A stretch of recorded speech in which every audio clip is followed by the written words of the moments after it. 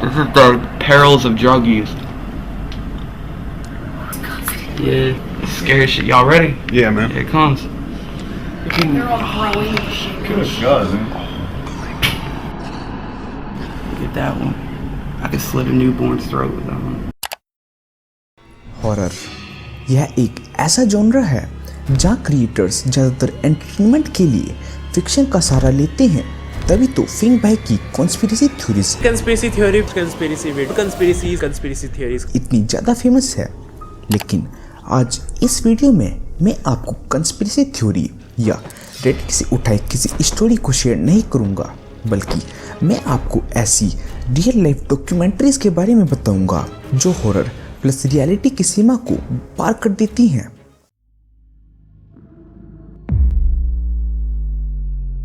The following film contains graphic material such as gore, death of all ages, murder. एम्बॉमर उस व्यक्ति को कहा जाता है जिसका काम केमिकल का यूज करके डेड बॉडी को सड़ने गलने से बचाने का होता है। तो इस डॉक्यूमेंट्री के नाम से ही आप जान गए होंगे कि इसमें आपको क्या दिखाया जाएगा। IMDb की पेज के अकॉर्डिंग यह डॉक्यूमेंट्री एक ऐसी एम्बॉमर के बारे में है जो कोलंबिया के सबसे करीब और सबसे खतरनाक हिस्से में काम करता है। क्योताका सुरिसाकी द्वारा लिखी और डायरेक्टेड यह 90 मिनट की डॉक्यूमेंट्री आपको एक गरीबी ग्रस्त देश में रहने का एक्सपीरियंस कराती है। वीडियो शुरू होते ही आपको टूटी इमारतें, सड़कों पर कूड़े के ढेर और मेल न्यूट्रिस्ट लोग इधर से उधर भटकते दिखते हैं।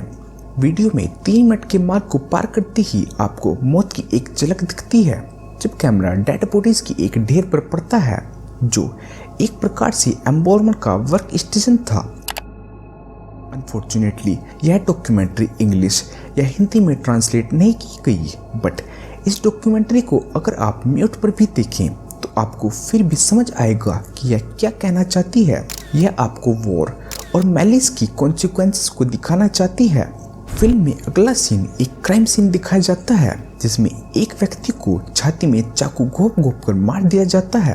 पुलिस डेड बॉडी की जांच कर रही होती है और उनसे ही केवल 5 फीट दूर खड़ी एक औरत और उसकी छोटी सी बच्ची भी इसी कॉप्स को देख रही होती है। एज अ व्यूअर यह मेरे लिए काफ़ी अजीब और खौफनाक चीज़ थी कि कैसे एक छोटी सी बच्ची को ये सब चीज़ें देखनी पड़ रही हैं, बट उसके लिए यह एक नॉर्मल सी चीज़ थी। हर एक सीन के चेंज होने के साथ ही हमें नई और ग्रूसम डेड बॉडी दिखाई जाती है, और एम्बॉर्मर के बारे में अगर फिल्म है तो यह नॉर्मल सी चीज़ होनी चाहिए। बट आश्चर्य की बात यह है कि ज़्यादातर डेड बॉडीज़ हमें सड़कों के बीच और पब्लिक के सामने देखने को मिल रही थी। ऐसे ही वीडियो आगे चलती रहती है और 7 मिनट का मार्क पूरा करती है। एम्बॉमर पहले तो एक छोटे बच्चे की डेड बॉडी को उठाकर दूसरी तरफ रखता है और एक दूसरी बॉडी पर कट लगाना शुरू करता है। जैसे ही वह बॉडी पर कट लगाता है तो बॉडी एक्सप्लोड हो जाती है। मैं आपको ओरिजिनल वीडियो तो नहीं शो कर सकता, बट बॉडी कैसे एक्सप्लोड हुई उसके रेफरेंस के लिए आप ये फिल एक्सप्लोजन वाली वीडियो यूट्यूब पर देख सकते हैं। मैं इसका लिंक आपको डिस्क्रिप्शन बॉक्स में दे दूंगा। वीडियो आगे कंटिन्यू करती है और हमें एक के बाद एक क्राइम सीन दिखाए जाते हैं जिनमें डेड बॉडी सड़क के बीच पड़ी रहती है और कई आदमी और बच्चे उसे देखते रहते हैं। क्यों? वेल, उनके पास करने को और कुछ नहीं, वो इसी से अपना टाइम पास करते हैं। बस 20 मिनट में आप इतना शॉकिंग कंटेंट देख लेते हो जिसमें डिकेई बॉडी और बॉडी एक्सप्लोजन शामिल है कि आप सोचते हो कि इसे 90 मिनट का बनाने की क्या ही जरूरत थी। ये डॉक्यूमेंट्री आपको दुनिया के उस हिस्से के बारे में बताती है जहाँ किसी का मर जाना, उसकी लाश का सड़ जाना कोई शॉकिंग चीज़ नहीं, यह तो उनके रोज़मर्रा के जीवन का एक हिस्सा है, उनकी बोर्डम से छुटकारा पाने का एक जरिया।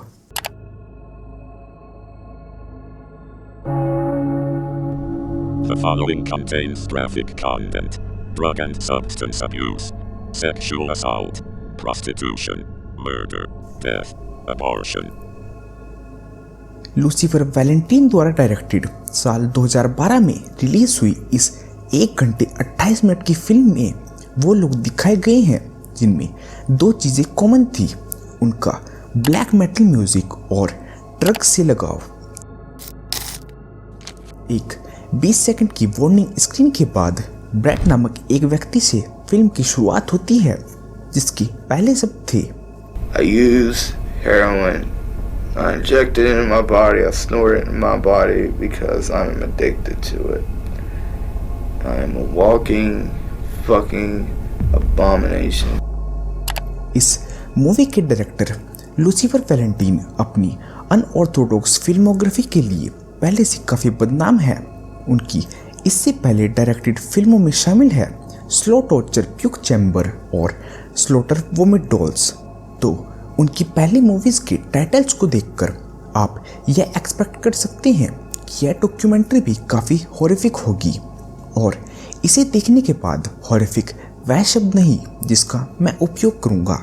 मैं एंग्री, डिस्गस्टेड, रिमोस्ड और भयभीत था। इंट्रोडक्शन सीन के बाद अगला सीन शिफ्ट होता है रेवन की ओर, जो शुरुआत में अपनी बैक स्टोरी बताती है और फिर बताती है अपनी रिलेशनशिप के बारे में कि कैसे वो एक विदेशी व्यक्ति के साथ संबंध में है। उसका बॉयफ्रेंड भी आगे चलकर डॉक्यूमेंट्री में आता है। वो भी रेवन की ड्रग प्रॉब्लम शेयर करता है, बताता है कि ड्रग्स कितने जानलेवा हैं। और फिर अगला सीन खत्म होते होते वही बॉयफ्रेंड रेवन को ड्रग इंजेक्ट करने में मदद कर रहा होता है। इसी दौरान रेवन अपने एक ओवरडोज एक्सपीरियंस की कहानी सुनाना शुरू करती है, लेकिन जब उसका दोस्त एक नए बैच के साथ लौटता है तो वो रुक जाती है और टेबल को साफ करने लगती है, क्योंकि अब समय हो चला था। इसके बाद सब अपना अपना हिस्सा लेते हैं और यह सीन यहीं खत्म हो जाता है। जैसे जैसे फिल्म आगे बढ़ती है सभी लोग अपनी अपनी कहानियां बताते हैं कि उन्होंने क्यों ड्रग्स शुरू किए, जिन कहानियों में शामिल था चाइल्डहुड ट्रॉमा और किसी लव्ड वन का खो जाना। एक आदमी बताता है कि उसकी माँ उसे लगातार यह याद दिलाती रहती है कि वह उससे तब से नफरत करती थी जब से वह केवल 12 साल का था। कारण सिर्फ यह था कि वह लड़का उसे उसके मृत पति और अपने पिता की याद दिलाता रहता था। दूसरे व्यक्ति बताता है कि कैसे उसके पिता वियतनाम वॉर में शामिल थे और वॉर ट्रॉमास के चलते में अपने परिवार को फिजिकली अब्यूज किया करते थे, जिस कारण वो ड्रग्स की चपेट में आ गया। इसी बीच ब्रैड, जिस व्यक्ति से हमें सबसे पहले इंट्रोड्यूस किया गया था, वो अपनी कहानी बताता है कि वो आज तक नहीं जानता कि उसके सबसे पहले प्यार ने अपनी जान क्यों ली और इसी के चलते वो आज भी इस ट्रॉमा से बाहर नहीं निकल पाया है। और इन्हीं के बीच रेवन, जिसका बॉयफ्रेंड ओवरसीज रहता था, इन सब से अलग थी। You did it. It's nobody's fucking fault that you're on. It's like people say that, like, oh, I had a horrible childhood and blah blah blah, and this is why you know what? I had a wonderful fucking childhood. You did? I had a great childhood. Very happy, family, blah blah blah blah blah, all that fun bullshit. But you know what? I still turned out to be as fucked up as I am now. It's nobody's fault but my own. हालांकि बाद में वह अपने बचपन के बारे में अपनी स्टोरी का खंडन करती है और बताती है कि बचपन में उसके साथ बहुत ज़्यादा फिजिकल असॉल्ट हुआ था और उनका चाइल्डहुड बिल्कुल परफेक्ट नहीं था। जैसे जैसे यह डॉक्यूमेंट्री आगे बढ़ी, रेवन और ब्रैड इसके सेंटर ऑफ अट्रैक्शन बन गए। हालांकि डॉक्यूमेंट्री अभी भी ड्रग्स, ट्रॉमा और ब्लैक मेटल पर ही थी, बट ये दो इंडिविजुअल उसका कोर बन गए थे और बाकी पूरी फिल्म में आप फिजिकली देख सकते थे कि ये दोनों अपने आप को कैसे अंदर और बाहर से तबाह करते जा रहे थे। This is the perils of drug use. Yeah, it's scary shit. Y'all ready? Yeah, man. Here it comes. They're all growing and shit. Good God, man. Get that one. I can slit a newborn's throat with that one. Documentary जैसे जैसे आगे बढ़ती है तो एक और drug addict को introduce किया जाता है, क्योंकि इस ग्रुप के एक व्यक्ति की ड्रग डील के दौरान हत्या कर दी गई थी। इस नए एडिशन का नाम था ऑटम मिजरी। ऑटम बताती है कि वो ड्रग्स के लिए अपना जिस्म बेचा करती थी और बाकी लड़कियों को भी प्रोस्टिट्यूशन के लिए प्रोत्साहित किया करती थी। इसके साथ साथ उन्होंने ड्रग्स के लिए और भी बहुत घिनौने काम किए हैं। ये सब चीजें ऑटम टॉयलेट में बैठकर छुट्टा मारते हुए बताती है। You know, like he should pay them just to sit there. And he's an old dude and he has heart problems, man. Autumn के बाद ब्रैड फिर से अपनी प्रेमिका की स्टोरी बताता है कि कैसे वो और उसकी गर्लफ्रेंड अपने एडिक्शन को क्योर करने के लिए रिहैब गए, और जैसे जैसे ब्रैड का एडिक्शन कम होता चला गया उसे रिहैब से रिलीज कर दिया गया। उसने रिहैब सेंटर से निकलते ही अपने सारे पैसे खर्च करके अपनी गर्लफ्रेंड को एक बेहतर रिहैब सेंटर में शिफ्ट किया, क्योंकि अब वो सिर्फ उसकी गर्लफ्रेंड नहीं थी बल्कि ब्रैड के बच्चे की माँ बनने वाली थी। ब्रैड को अब बस उसके रिहैब से निकलने का इंतजार था। वो रिहैब से रिलीज तो हुई पर कभी घर नहीं पहुंची। इधर उधर छानबीन करने के बाद ब्रैड को पता चला कि रिहैब से निकलते ही उसकी गर्लफ्रेंड ने ओवरडोज के कारण अपनी जान ले ली है। उस रात उसने न केवल अपनी गर्लफ्रेंड बल्कि अपने अनबोर्न बेबी को भी खोया, जिसका सदमा वो आज तक नहीं भूल पाया। We had both went to rehab and everything, and I got out of rehab and put my own money up to put Angie in a really good one out in Newport News, and I'm sitting there waiting and waiting and waiting, you know, and just waiting.